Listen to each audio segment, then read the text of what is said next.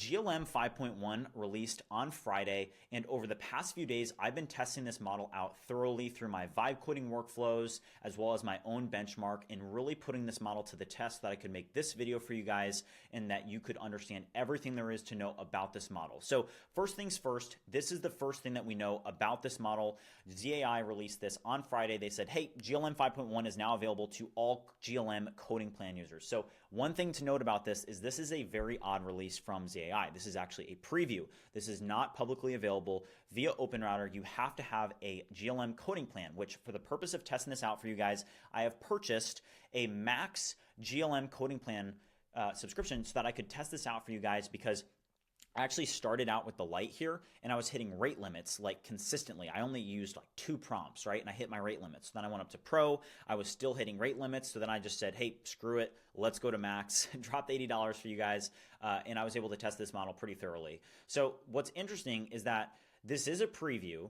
It's, I think, on April 8th, which is about 10 days from now, they are going to be moving this out of preview. We can expect this in OpenRouter, but the only thing we really know about this model is the benchmark that they provided, which is this very odd benchmark. They said, hey, 113 coding tasks using Claude Code as the harness. Here's the results. GLM 5 got 35.4%, GLM 5.1 got 45.3%, and then Claude Opus 4.6 got 47.9% of these tasks correct. So I will say that's a pretty substantial jump, but what's interesting is that because of this release and because of the fact that it's a preview, the actual like big benchmarking companies like Artificial Analysis, like LM Arena, they have not yet benchmarked this model. But if you're unfamiliar with Z.AI or the GLM model family, you should know that this is the leading frontier lab in China. You can see here GLM 5, it's an open source model, and you can see here on the Artificial Coding Index, this is the leading Chinese lab. This is the leading model coming out of China. It's GLM 5. You can see that, hey, it's not great, but when you look at the cost, you can kind of do a little bit of cost analysis and say, okay, like this is a pretty good model for what you're paying for it, right? Because if we go to OpenRouter, I will say that if we go to GLM 5, you guys will note that the price is absolutely just dirt cheap. 72 cents per million on the input, $2.30 per million on the output. But look at the context window, 80,000 in context, super low context window. And from my experience using this model, you will hit that context limit very quickly. Like it's not 2023 anymore. Like the context limits should be over 100,000, right? But crazy to know that that's what we're getting is at 80,000 in context. But what I will share with you guys is because I have this max plan, I was able to successfully put this through BridgeBench. So this is the first benchmark to actually start to get some results out of how this model is actually performing. So the first benchmark that I want to show you guys, and I'll share this with you in a second too and show you guys what it looks like, is the speed benchmark. So Grok 4.2 totally leads this speed benchmark. It's one of the fastest frontier models, but look at this all the way at the bottom here, poor GLM 5.1. It's an incredibly slow model, and this could be for a couple of different reasons. This could be because they have more of their GPUs still serving GLM 5, and once they actually roll this out of preview, they'll allocate more GPUs towards this model and it'll speed up a lot. But what I've noticed is that this is an incredibly slow model. So the first thing I want to show you is like, let's go over to BridgeSpace here and let's just pull up. I'm going to go here and I'm going to launch a new BridgeSpace. So let's go over here. Let's launch 6 Claude terminals, and I do have this hooked up with GLM 5. Let's just go here and let's get into Claude Code and let's say, hello, how are you? And you guys will notice right away how slow this is. Check this out. So it's now been 5 seconds, 6 seconds, 7 seconds. Okay, so 7 seconds to basically just answer hello, I'm doing well, right? So it's a slow model, but what I will say is this is actually faster than what it was on Friday. On Friday, when I tested this, I actually made a video and I had to scrap the video because the model was so poor performing and it was so slow that I couldn't benchmark it. I couldn't put it through my actual workflow. It was unusable. So I decided, okay, I'm just going to delay this video until they get their stuff together and we'll be able to actually test it. But GLM 5.1, very, very slow in the speed benchmark. If we go over to security, this is the security benchmark. Claude Sign at 4.6 is the leading AI model in terms of security, but I do want to draw your attention to GLM 5 versus GLM 5.1. Check this out. So GLM 5 over here, 75.5 on this benchmark, but over here, 5.1, 80.8. So a 5-point jump in this benchmark, which is actually like pretty substantial, right? In a 0.1 improvement in a model family. So that's pretty good. So you can kind of chalk the speed bench up to, okay, they're probably going to allocate more GPUs once this rolls out of preview. Another good benchmark to look at is this hallucination benchmark. So you can see here, GLM 5, 68.6 on this benchmark. It fabricated 38.6% of the time. Compare that with 5.1, and you can see that they were able to drop that by 4.5%. So on this benchmark, again, we see that subtle improvement by about 5 points. So I'm impressed there for sure. The next thing I want to share with you guys is the UI capabilities of GLM 5.1. And I have to say, this part of this model is actually very impressive. So the first thing I want to show you guys is the BridgeBench UI breakout benchmark. So this is the UI benchmark. This is not yet publicly available on BridgeBench.ai. This is coming soon, but this is preliminary results that I'm just sharing with you guys right now. So let's start this game, and this is breakout, and what I want to show you guys is the attention to detail and the functionality of this game. I would give this literally a perfect score personally. It functions perfectly. It even has, you guys can see like the effects when it bounces off the paddle. You can see the effects when it breaks an actual block. It's just the attention to detail and the uniqueness of it is very, very polished. I have to say, it did a very good job. And there's another example, and I won't play the whole game. There's another example, which is the snake survival game. Look at how clean this game is. So let's do start game, and this is basically a game where you collect blocks, and every block that you connect or that you eat, your snake grows bigger. So again, here you can see the sleekness of the design. It's unique. It has those special effects, and it just, I think, does a really good job in UI. So this is kind of reflected in GLM 5. This is one very, very strong point of GLM model the GLM model family. You can see here, GLM 5 in Design Arena is right behind Claude Opus 4.6 and Claude Sonnet 4.6. It blows Gemini 3.1 Pro out of the water, and it especially blows GPT 5.4 out of the water. And that's actually a model that I do want to show you guys. So keep that snake game that you guys just saw in your mind. And again, this is a preliminary model. We haven't, or a preliminary benchmark. We haven't fully benchmarked this, but look at the snake survival game that GPT 5.4 created. Look at all this over on the side here. It's just a lot of words, a lot of text, and the functionality is good. It's just like not as good as it was. I liked the GLM 5.1 that was created. It was just sleek. It was simple. It was unique. It was like techie, right? And I thought it did a better job than GPT 5.4. So I will say, if you're trying to figure out, okay, how can I potentially use GLM in my workflows, I would say like, yeah, I would totally agree with what we're seeing in Design Arena and the BridgeBench UI Arena, which is, yeah, this is actually a pretty good model at UI. It's better than GPT 5.4 at UI. We can even look at the breakout game as well. Again, just like, it's not as good. It's GPT 5.4, if you look at this benchmark, it didn't have those effects. It did, like when it breaks things or when it bounces off the paddle, it doesn't have those effects, where GLM 5 was like, or GLM 5.1 was like, yeah, I'm going to create some special effects when it bounces off. So that's just the attention to detail in the UI is very impressive. So that's something to note, is that even though this model may be a little bit challenging to use, which I can absolutely say this model has been challenging to use. Like I said at the start of the video, when I started using it, I was getting 529 errors. I was getting rate limited on the light plan, so I upgraded. I was getting rate limited again, so I upgraded again. But I do want to show you guys basically how I'm using this and show you how it functions inside of the Claude Code harness. You guys can see that I have this hooked up to GLM 5.1. And one thing to note here is that when you ask how big of a context window GLM has, it says that it has a 200K context window. So we're dealing with 200,000 in context, but let's actually put it through just a brief flow here. So let's drop in, let's literally just update a couple things on this BridgeBench UI benchmark. So let's drop in BridgeBench UI, and let's see, is there something that we can find that just maybe like a quick UI thing that can improve? Like, let's just try making, for example, like a new sidebar, right? Like, let's take a look at this sidebar and let's just see, hey, with this sidebar here, let's have GLM 5.1 just remake the sidebar, okay? So let's drop in BridgeBench UI. I want you to review the styling and design of the sidebar of BridgeBench, and I want you to rewrite the code for the sidebar to improve the styling of the sidebar and the design of the sidebar to make it more modern, more professional, and more user-friendly, and just be a better design overall that still follows the theme.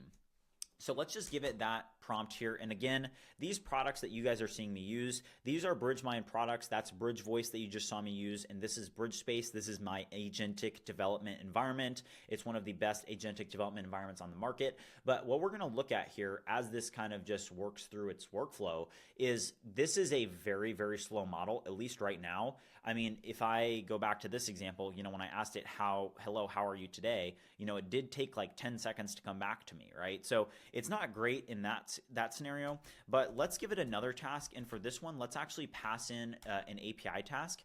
I want you to do an in-depth analysis of our test suite. I want you to run the test suite and fix any failing tests. So this will test basically backend capabilities, and then we can even test, let's just like throw in some random feature and see if we can kind of find something to test here. Oh, I know. So for the UI benchmark, one thing that I want to implement is I am going to make it so that instead of it being scored by AI, the approach that I'd rather take is I'd rather have these designs like the games and the UI design actually shown to users and then graded by BridgeMind subscribers. So we're going to go back over here, and I'm just going to kind of drop in BridgeBench, and I'm going to drop in BridgeBench UI, and I'm also going to drop in BridgeMind API, and I'm going to say, I want you to do an in-depth review of the initial logic associated with being able to vote for the better model for the UI benchmark. So I'm dropping this in. I want you to actually now build out the user interface for this so that users are able to vote on which model performs better in the UI benchmark. Note that we want it to be anonymous, but I just want you to update the BridgeBench UI to build out the voting mechanism. Don't worry about the API functionality yet, but help me build in the UI design for this so that users can actually vote. Okay, so a couple failing tests were found, so it looks like there's 7 failures. So we'll see if GLM 5 is able to fix those failures, but look at this, guys. Do you guys see this? Search for 4 patterns, API error, the model has reached its context window limit. So this is another error that I've been running into in the past couple of days, which is just that the model will reach its context limit very, very quickly. Like, I think that it just passed in the BridgeBench UI directory and it was just overloaded the model, right? It was too much context for it to even handle. So we can use a compact here and we'll try. But I have to say, this is the second time that I've tried to record this video. On Saturday, I did attempt to, and look here, we may run into the same issue actually. On Friday or on Saturday, I tried to record a video reviewing this model, and this is kind of what I've been dealing with. It is a preview, so you can't say, oh, this model is terrible because, hey, this is potentially just because, hey, they haven't released this yet via OpenRouter. They haven't really built or released like good tooling for it yet. So yeah, you're going to kind of like hit these things, right?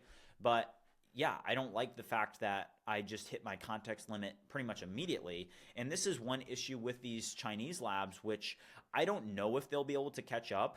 But if you do go to OpenRouter and you look at GLM 5, here it says an 80,000 context, but I'm pretty sure that it actually has 200,000. I don't know why it's saying that. I'm pretty sure it has 200,000. You guys can correct me if I'm wrong.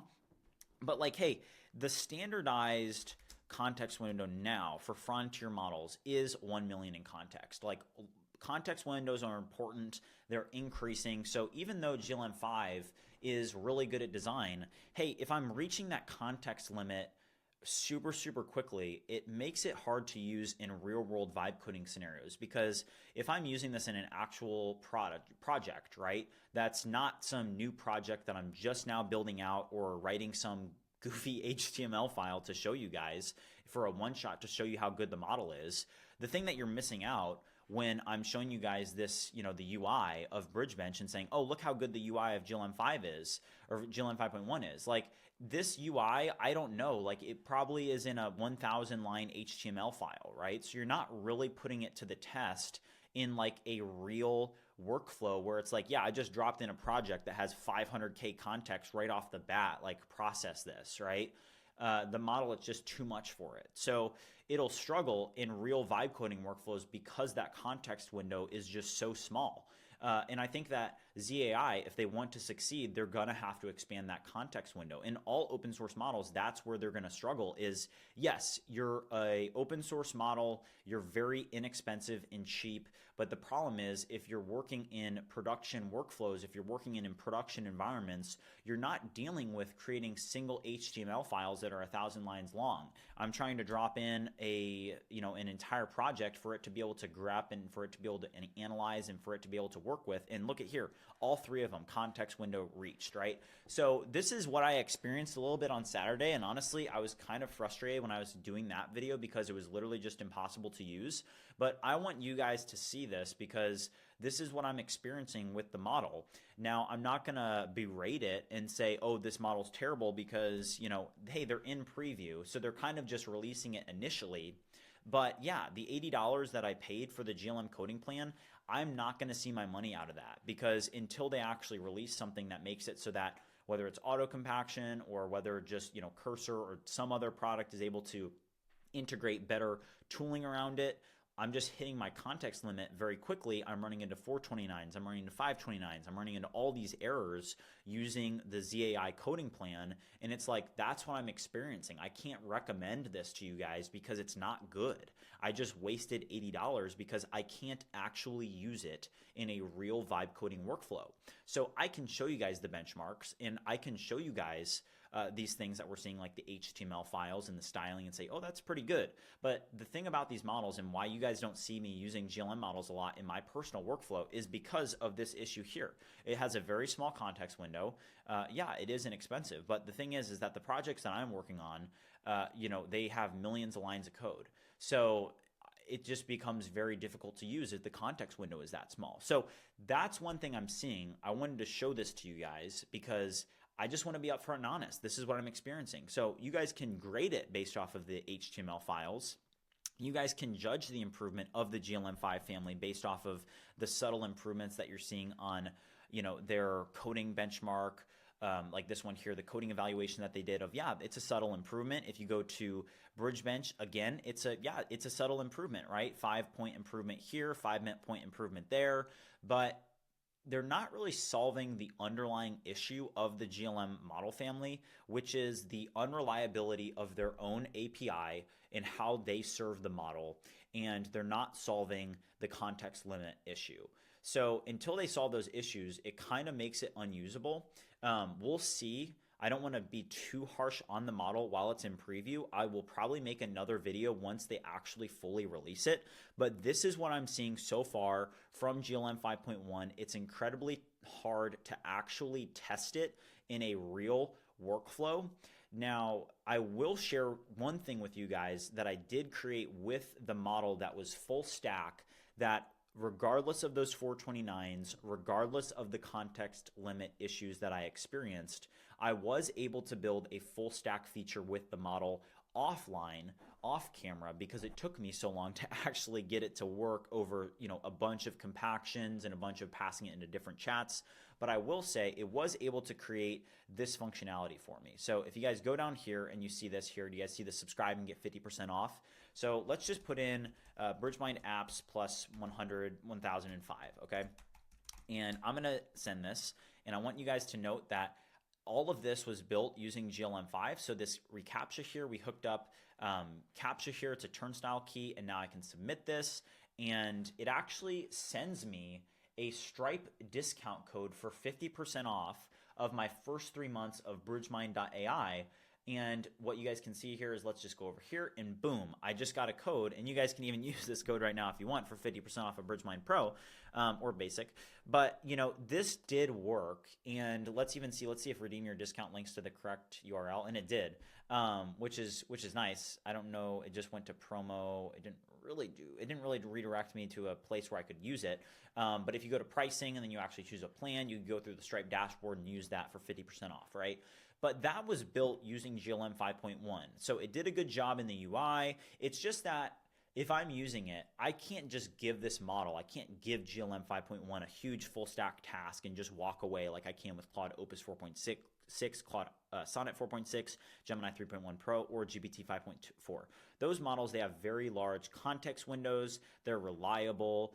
They don't hallucinate as much. Whereas with GLM5, I mean, in 2026, to have a context window that's 200,000, that to a real vibe coder, to somebody that's really putting these models to the test in their workflows, it really makes it like kind of unusable.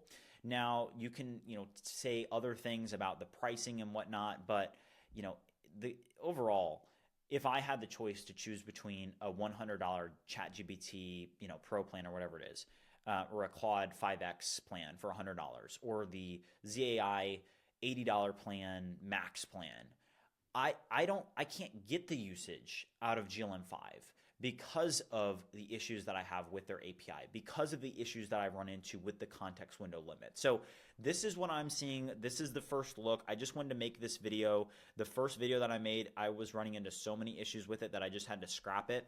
But I was able to run this through BridgeBench. Go check this out at BridgeBench.ai if you want to look at the results.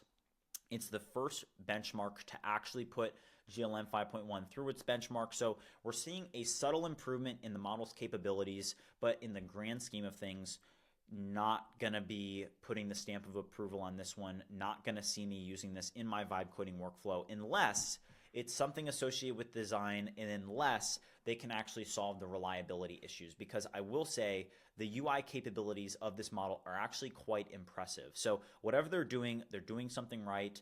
The UI benchmark will be available at BridgeBench.ai soon. Make sure you guys tune in to a BridgeMind live stream for more updates or if you have any questions at all. But with that being said, thank you guys for watching. If you haven't already liked, subscribed, or joined the BridgeMind Discord community, make sure you do so. There's a link in the description below as well as in the pinned comment. But with that being said, I will see you guys in the future.